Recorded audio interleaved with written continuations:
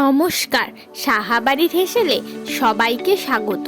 চলে এসেছি তোমাদের জন্য একটি নতুন ভিডিও নিয়ে, কাঁঠালের বড়া। চলো দেখে নি তাহলে কাঁঠালের বড়া বানাতে আমাদের কি কি লাগবে।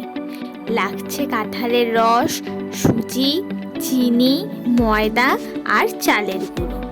প্রথমে একটি বাটি নিয়ে এর মধ্যে দিয়ে দিলাম কাঁঠালের রস, চিনি, সুজি, চালের গুঁড়ো দিয়ে হাতের সাহায্যে মেখে নিলাম। এবার এতে দিয়ে দিলাম ময়দা, ভালোভাবে মেখে নিতে হবে। এই তো মাখা হয়ে গেছে। এটাকে 10 মিনিট ঢেকে রাখতে হবে যাতে চিনিটি গলে যায়। এই তো এবার ঢাকনাটি খুলে নিলাম। কড়াইতে তেল গরম করতে বসিয়ে দিলাম।